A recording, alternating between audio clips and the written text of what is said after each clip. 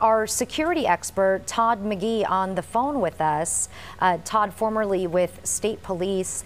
And I'm not sure if you had a chance to see what was going on, but within the last few minutes or so, we saw these security forces here show up to the scene in a smaller vehicle, and then about 3 or 4 of them walked around and they entered the vehicle, and just within the last couple of minutes they have those canines in there sniffing the inside of the truck out. To you, Todd, what is this a sign of right now?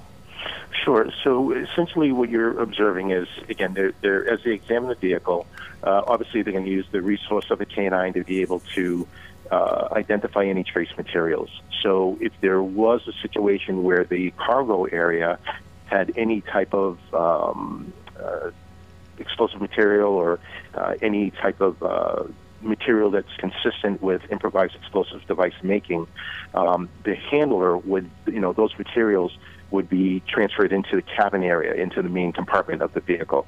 So they're going to need to look at, allow the canines to not just utilize their noses for this type of work, but they're also going to be making identification of any wires, anything that looks to be an anomaly, any switches, anything that was jury-rigged.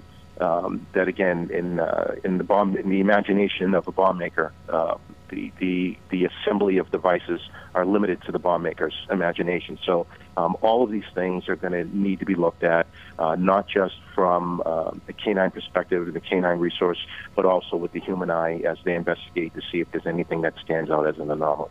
Todd, what does it say to you that people were allowed onto the truck? We're not seeing a robot. These folks are not in full kind of bomb squad gear. They're wearing helmets. They're now taking items, it appears, out of the truck. Looks like empty cardboard boxes that haven't been folded up. But just the fact that there are people on that truck. Well, the first indicator to me is that the level of concern has probably been lowered. So when you see human assets being deployed rather than robots and other things like that, the vehicle has probably been downgraded from the first initial concern. So with that now comes the methodical part of doing trace detection, doing swabs, having canine, work its way around the vehicle, and then from there they'll make the next determination. Also, part of the investigation will be working with the rental company, the Bigfoot rental company, finding out who rented this vehicle. Was it last operated by an employee or a patron, someone that patronizes the business? So all these things will be coming forth here during the course of the investigation. Todd, in your opinion, is there a possibility here that there was really nothing malicious, nefarious inside this vehicle? Is there a possibility here that maybe this was just a moving truck that for some reason, set the dog off? Well, those types of vehicles, when they're rented, the owner of the vehicle obviously can't determine who puts what type of material inside of, they're used for hauling, limited everything, household items all the way to probably junk and disposable items. So, if there was an issue, maybe it could have been a chemical smell that the security forces originally identified, and then, with the confirmation with the canine hitting and alerting on the vehicle, this is probably all of the series of things that set everything in motion. So again, if it turns out to be an innocent explanation, then again, that's good. I wouldn't say that as a negative. We want to make sure that everything is safe as it enters onto the base, and also keep in mind we have the civil aviation side for commercial airline on the other side of the base. So again, a very high sensitive area, and with something where the security forces seen as an anomaly. We always do our due diligence to make sure things and vehicles and people are safe. I noticed, Todd, I actually traveled recently at the airport, an increased use of dogs, it seems. How sensitive, are they to picking up these materials? How accurate are they? Well, I can tell you from first-hand experience, working at Logan Airport and also spending the time in the Fire Marshal's office myself, the canines are trained constantly. They're trained in all types of vehicle searches at the airport. They're utilized in aircraft. They're obviously very efficient to work around bags, but the training that the canine handlers have are incredible, from their initial certification training to their continuing training. And the dogs respond and work very well with the canine handlers. So the best tool and the best asset for this level of investigation is always going to be a canine. And then from there, if there is confirmation of a canine, then of course there's other resources such as robots and utilizing additional resources and assets. But as far as the canine goes, they are the best option for this type of work.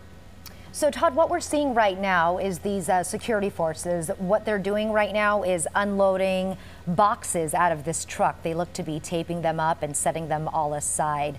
The sheer fact that they're handling these boxes, you mentioned, there's a lower level of concern here, isn't there? There is a lower level of concern. And again, we don't want anyone to be in harm's way, certainly not the general public. And of course, our law enforcement and security forces in this particular case, we don't want any harm brought to them. But at the same time, we want to find out why the concern. What is in the capacity of that load that is bringing this level of attention? So there could be something easily explainable. But again, we need to go through, do the due diligence, and be able to find out what this issue is. I can tell you that at the airport, oftentimes people would alert the trace detection machine because of a certain glue on their shoes, an expensive glue or an expensive pair of shoes that are assembled. The materials used are consistent with explosive materials. So could be a very simple explanation, but yet we really need to get to the bottom of why this vehicle was singled out. You know, and if a dog gets a hit on something, obviously the dog can't say what it is. How do you go for that further testing? I thought I noticed this crew with some kind of handheld device, but I haven't seen it since. So what's the process of determining exactly what set off the dog, and how long can that take? Well, you know, if what they'll do now is begin to remove the articles from the actual cargo area, because now what you have a big, large mass of items that are contained in the cargo area. So when you see things being taken out, now that gives investigators the opportunity to separate the load and then hopefully run the canine through again and pinpoint what box or boxes or any maybe spilled material, maybe from a job, you know, days prior. What information can be yielded by running the canine through? So instead of just having, you know, a vehicle full with a full load, if they have the ability to start to unpack, if you will, all the items, that'll allow them to get more of a pinpoint accurate read on what that canine may be alerting to. All right, our security expert, Todd McGee, thanks so much for joining us. Todd, formerly with State Police, giving us a lot of insight there, and I'm sure we'll talk to you